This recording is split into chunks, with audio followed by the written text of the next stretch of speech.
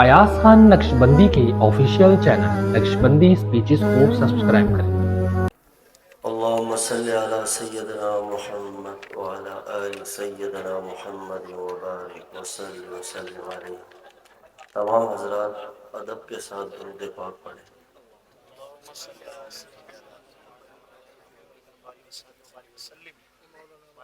اللہ رب العالمین کا فضل انعام ہے کہ اللہ تعالیٰ نے ہمیں اکٹھا کیا حضور صلی اللہ علیہ وسلم کی نسبت سے، اور الحمدللہ آپ سنتے رہے شاہ صاحب دامن برکاتہم عالیہ بھی بیان فرما گئے، اور ماشاءاللہ ہمارے بھائی نے بھی دلوں کو گرمایا۔ جب داخلہ ہو رہا تھا اندر کی طرف، یہاں اسٹیج کی طرف، تو ساتھی سن رہے تھے، ایک ساؤنڈ چل رہا تھا، لبیک یا رسول اللہ۔ اس کا مطلب کیا ہے کہ حاضر ہے۔ تو یہ ہمارے اندر ایسا ایمان آ جائے کہ ہر مسلمان کا یہ جذبہ بن جائے، خالی اس نعرے تک نہیں، اس نعرے کے ساتھ ہمارے باطن میں یقین کے ساتھ یہ نعرہ ایسے دل میں بیٹھ جائے، اور اس جذبے کے ساتھ کہ ہر مسلمان حاضر ہو جائے کہ ہماری جان ہو، ہمارا مال ہو، ہماری عزت، آبرو، آل، اولاد، سب کچھ ہم حضور کی ذات پر قربان کر دیں گے انشاءاللہ۔ یہی درس ہے اصل۔ تو میں آپ کا زیادہ وقت نہیں لیتا، وقت تو گزر گیا ہے، سننے کا مزہ تو ان حضرات کو آ رہا تھا۔ ہمارا تو دل چاہ رہا تھا یہ پڑھتے رہے، سنے اور پھر دعا ہو جائے اسی میں، لیکن اپنا مختصر سا حصہ ملا دیں کہ یہ اس ذات کے بارے میں یہاں ذکر ہو رہا ہے کہ جن کے غلاموں کے ذکر میں ہی اتنی مستی ہے کہ جب بھائی نے یہ کلام پڑھتے ہوئے جب یہ نعرہ لگا، کون سا؟ حیدر، کون سا؟ ایمان کی بیٹریاں چارج ہو گئی کہ ہمارے مشائخ فرماتے ہیں کہ جن ہستیوں کو یاد کیا جائے، ان کا تذکرہ کیا جائے، ان کا نام لیا جائے، تو ان کی ارواح متوجہ ہو جاتی ہے، ان کا فعل اس طرف جاری ہو جاتا ہے۔ یہ بہت بڑی بات ہے۔ تو سوچیں کہ ان کے غلاموں کے اور صدیوں سے چلتے ہوئے آج تک جو غلام آ رہے ہیں، ہم ان کو دیکھنے کے لیے ترستے ہیں، ان کی آوازوں میں اتنا اثر ہوتا ہے، ان کی گفتگو میں۔ تو سوچیں اس ذات کا کیا عالم ہوگا۔ ہمارے پاس الفاظ نہیں ہیں، ہماری نہ کوئی اوقات ہے نہ کوئی حیثیت ہے، ہم صرف اس سمجھے کہ یہ ہمارے دل میں ایک لالچ ہے کہ کچھ لفظ ہماری زبان سے نکل جائے محبوب کے ذات کے بارے میں، رب کے جو محبوب ہیں، اللہ کو پسند آ جائے، ہماری آخرت بن جائے، بس یہ لالچ ہے۔ وہ ایک اشعار ہے، مجھے تو پنجابی ہے سرائکی میں لیکن اتنی سمجھ نہیں آتی، لیکن بزرگوں سے سنتا ہوا ہے کہ قدر پانی دی مچھلی جانے یا جانے مرغابی، قدر نبی دا اللہ جانے یا جانے اصحابی، قدر نبی دا ایک ہی جانے دنیا دار کمینے، قدر نبی دا جاننے والے سو گئے وچ مدینے۔ ہمیں تو پتہ ہی نہیں ہے وہ کیا ذات تھی، کیا ذات۔ جب کائنات نہیں بنی تھی نا، یہ کائنات ہم تو سنتے آ رہے ہیں نا، سب سے پہلے کون سے نبی تھے؟ حضرت آدم علیہ السلام۔ انبیاء میں سب سے پہلے نبی وہ، اور انسانیت میں سب سے پہلے انسان وہ، لیکن ہم اور پیچھے جاتے ہیں۔ جب آدم علیہ السلام کا وجود بھی نہیں تھا، جب عرش بھی نہیں تھا، کرسی بھی نہیں تھی، اور چار معتبر فرشتے، بڑے فرشتے، جبرائیل علیہ السلام، میکائیل علیہ السلام، اسرافیل علیہ السلام، عزرائیل علیہ السلام، چار، یہ بھی نہیں تھے، کچھ بھی نہیں تھا، کچھ بھی نہیں کائنات میں۔ صرف کون تھا؟ اللہ۔ کون؟ اول۔ کون ہے؟ اللہ۔ وہ شروع سے اول ہے۔ اللہ نے سب سے پہلے جس ذات اور ہستی کو بنایا وہ ہمارے آقا ہے۔ یہ آج کی بات نہیں ہے، کوئی 1400 سال پہلے کی۔ ان کو بنایا، پھر ان کے صدقے رب نے ساری کائنات کو بنا دی۔ انبیاء کو نبوت بعد میں ملی، ان کی نبوت سے پہلے آقا کو نبوت مل چکی تھی۔ واقعہ مشہور ہے نا کہ آدم علیہ السلام جب توبہ کر رہے تھے 80 برس ہو گئے تھے، اللہ کے سامنے روئے، جنت سے نکالے گئے، کتنے آنسو بہائے۔ حضرت حوا ہماری سب کی ماں، وہ ایک طرف، آدم علیہ السلام دوسری طرف اتارے گئے دنیا میں، روئے روئے۔ اچانک یاد آیا کہ اللہ، جب آپ مجھے پیدا کر رہے تھے، جب اس وقت میرے جسم میں روح ڈل رہی تھی، تو اسی وقت جب میرے جسم میں روح ڈالی گئی تو میری نگاہ تیرے عرش پہ گئی، تو میں نے عرش پہ ایک نام دیکھا آپ کے نام کے ساتھ، محمد صلی اللہ علیہ وسلم۔ اللہ میں آپ کو اس نام کا واسطہ دیتا ہوں، مجھے معاف کر دیں۔ تو اللہ تعالیٰ نے کیا ارشاد فرمایا، اے آدم، آپ نے جس نام کا تذکرہ کیا، جس کے وسیلے سے دعا مانگی ہے، یہ آپ کی اولاد میں سے تشریف لائیں گے۔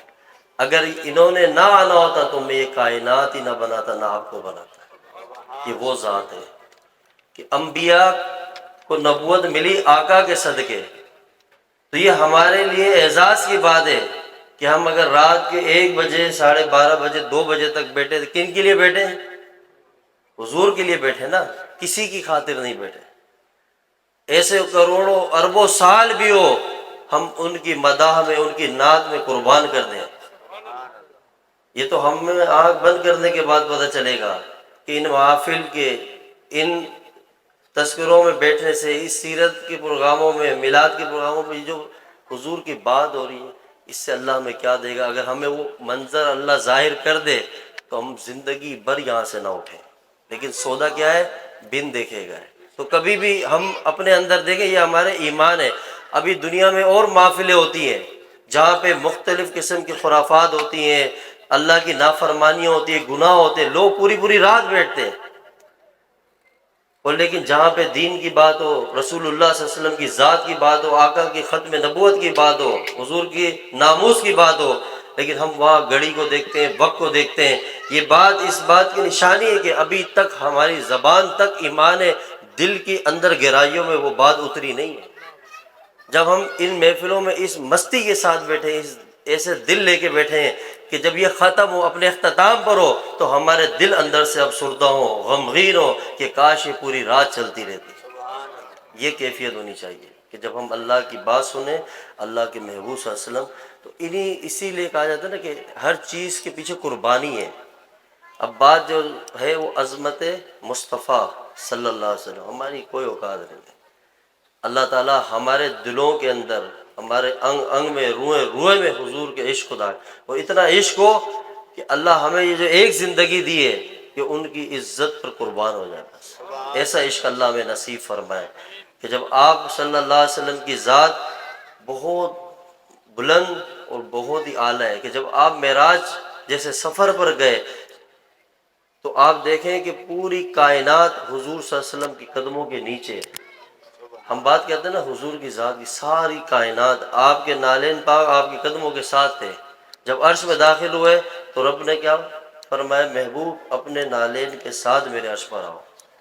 یہ وہ ذات ہے آج بھی جن کا فیض ساری کائنات پر ہے، حتیٰ کہ ان کے فیض سے ہی انبیاء کو بھی فیض ملا، صحابہ کو ملا، اولیاء کو ملا، جو آج تک جاری ہے، اور انشاءاللہ یہ فیض قیامت تک جاری رہے گا۔ جو حضور کی ختم نبوت کے منکر ہیں، حضور کی ناموس کے جو ناموس میں ڈاکہ ڈالتے ہیں، حضور کی گستاخیاں توہین کرتے ہیں، ان کا اختتام ہے ہی بربادی والا انشاءاللہ۔ ہم اپنے اندر ایسی غیرت کو پیدا کریں، ہم اپنے اندر ایسی غیرت پیدا کریں کہ ایک مسلمان گزرے تو کسی کافر کو جرأت نہ ہو جو نبی علیہ السلام کی شان میں کوئی ایک ذرہ بھی بات کر سکے، گستاخی والی ایک، اس کو 100 بار سمجھ، ایسا اپنے آپ کو بنائے۔ جیسے شاہ صاحب نے فرمایا ہم اپنے ظاہر کو بھی ایسا بنائیں۔ اصل عظمت ہی یہی ہے، ان کی اصل شان ہی یہی ہے کہ ہم ان کے کامل غلام بن جائیں، ہمارے دل میں دنیا کا کسی انسان کا خوف نہ رہے۔ جس وقت تقاضا آئے، جس وقت ہمارے سامنے بات آئے کہ ہمیں جانوں کا نذرانہ پیش کرنا ہے، ہم نے اپنا وقت دینا ہے، ہم نے گرمی دیکھنی ہے، نہ بارش دیکھنا ہے، نہ دن دیکھنا ہے، نہ رات دیکھنا ہے، ہم اپنے گھروں سے نکل پڑیں۔ یاد رکھیں اللہ رب العالمین کی رحمتوں کی بارش ہو جائے گی انشاءاللہ۔ یاد رکھیں وہ ذات ہے۔ صحابہ کے جذبات آپ دیکھیں، ہم تو ان کی خاک بھی نہیں ہیں، اصل تو قرآن صحابہ کے ایمان کا تذکرہ کرتے ہوئے فرما رہے اللہ تعالیٰ کہ ایسا ایمان لاؤ. اور صحابہ کو دیکھیں آپ، صحابہ تو بہت انتہا پہ تھے حضور کے عشق کے اندر، بہت انتہا میں. تو اللہ تعالیٰ ہم سب کا بیٹھنا قبول فرمائے اور اللہ پاک ہمارے اندر حقیقی عشق پیدا فرمائے. یہ لوگ کہتے ہیں نا کہ حضور کی محفل سجانا، ان چیزوں کی کیا دلیل ہے؟ ہم تو یہ مسئلے مسائل پہ نہیں پڑھتے، لیکن ایک بات کہتے ہیں، عشق کے لیے کسی دلیل کی ضرورت نہیں ہے. بس عشق کے لیے کسی دلیل کی، عشق صدیوں سے چلتا ہوا آ رہا ہے اور چلتا رہے گا انشاءاللہ. اور جو کام ان کے عشق میں ہو تو وہ ثواب بھی ہے، عبادت بھی ہے. اور عشق اصل عشق کی کوئی، اور ان کے عشق میں محفلیں سجائے، ان کے عشق میں تذکرے کرے. جب آقا علیہ السلام کی ولادت ہوئی تو اس وقت رب نے پوری کائنات کو سجا دیا تھا، پوری کائنات کو، پوری کائنات کو، پوری کائنات کے اندر اللہ رب العالمین نے جبریل علیہ السلام تشریف لائے، بت ٹوٹ گئے. حضرت آمنہ فرماتی ہے میں نے دیکھا کہ گھر کی جو چھت ہے وہ ایسے پھٹی اور آسمانوں تک نور ہی نور تھا، ساری کائنات میں نور چھا گیا. چرند پرند، نباتات، جمادات، سمندروں کی مچھلیاں، ہر کوئی مخلوق اس دن ایک دوسرے کو مبارکباد دے رہی تھی کہ آج وہ آ گئے جن کا انتظار ساری کائنات کو تھا، وہ ذات آ گئی. تو اللہ تعالیٰ ہمارے اندر غیرت پیدا فرمائے، ہمیں اللہ تعالیٰ حقیقی غلام بنائے. ہمارا حق بنتا ہے. دیکھیں آپ صلی اللہ علیہ وسلم کی سب سے محبت کس سے تھی؟ اپنی امت سے تھی. اس امت میں ہم بھی شامل ہیں، اور یہ ہماری خوش نصیبی ہے کلمہ پڑھنے کے بعد، ایمان لانے کے بعد، کہ ہم آقا علیہ الصلوۃ والسلام کے رخسار مبارک پر جو آنسو مبارک گرے ہیں، اللہ اغفر لی امتی یا ربی امتی کہتے کہتے اس آنسو کے اندر ہم جتنے یہاں بیٹھے ہیں سب کا حصہ ہے، سب کا حصہ ہے. تو یہ یاد رکھنا کہ ہمارا وہ جو وجود ہے مسلمانوں کا، یہ ایک جسم کی مانند ہے. کیا ہے؟ ایک جسم کے کسی حصے میں تکلیف ہو، سارا کا سارا وجود ٹوٹ پڑتا ہے، اندر سے تکلیف میں آ جاتا ہے. تو آج فلسطین میں آپ دیکھیں مسلمانوں کے خلاف کیسے اسرائیل کئی برس سے وہاں بمباریاں کر رہا تھا، مسلمانوں کو شہید کر رہا تھا، لیکن اللہ تعالیٰ نے کچھ لوگوں کو وہاں غیرت دی اور ہمت عطا فرمائی. وہ اسرائیل کے اندر گھس کے ان کو واصل جہنم کر رہے ہیں. اور آج ہمارا حق بنتا ہے اس موقع پہ، ہم اگر وہاں نہیں جا سکتے لیکن ہمارا حق بنتا ہے کہ ہم اپنے گھروں میں رہتے ہوئے، اپنی مسجدوں میں رہتے ہوئے ہم ان کے لیے دل سے دعائیں مانگیں اور آنسو بہائیں کہ اللہ تعالیٰ دوبارہ سے مسجد اقصیٰ کی، بیت المقدس کی رونقوں کو بحال کر دے، دوبارہ سے بحال کر دے. اور وہ دن آئے کہ مسجد اقصیٰ میں اور فلسطین کے اندر مسلمانوں کا غلبہ ہو، اور اسرائیل میں بھی مسلمان ہو. اور انشاءاللہ ایک وقت آئے گا کہ سارا یورپ اسلام لے کر آئے گا، اور امریکہ کے اندر بھی انشاءاللہ اسلام کا جھنڈا گاڑا جائے گا انشاءاللہ. اور پڑوس میں جو انڈیا ہے، جو آئے روز مختلف انداز سے دھمکیاں دیتا ہے کہ ہم یہ کر دیں گے، وہ نہیں. مسلمان کا آپ مسلمانوں کی ہسٹری پڑھیں، 28 غزوات ہیں جس میں خود رسول اللہ صلی اللہ علیہ وسلم شریک ہوئے ہیں. 28 غزوات. یہ جہاد کوئی عام عمل نہیں ہے. مسلمانوں کے ساتھ سمجھی، اگر مسلمان تاریخ میں عزتوں میں رہے تو جب تک جہاد سے جڑے رہے پوری دنیا میں مسلمانوں کا غلبہ تھا. اور آقا علیہ الصلوۃ والسلام کی حدیث کا مفہوم ہے کہ وہ مسلمان جو جہاد کی نیت بھی نہ کرے اور مر جائے، وہ نفاق کے ایک حصے میں آ کے مرتا ہے، وہ منافق ہو کے مرے گا. تو ہم سب نیت کریں کہ جس وقت دین کو ہماری جانوں کی ضرورت پڑے، اور انشاءاللہ ہم اپنی جانیں دیں گے، اور ہماری تڑپ ہو اور حضور کی عزت ناموس یہ ہماری زندگیوں کا حصہ ہے. اور صحابہ اہل بیت کی عزت ناموس یہ ہماری زندگیوں کا حصہ ہے. یاد رکھنا، یہ آپس کی نفرتیں، آپس کے اختلاف ختم کرے. جو اللہ کا دشمن ہے، حضور کا دشمن ہے، صحابہ اہل بیت کا دشمن ہے، وہ ہمارا دشمن ہے.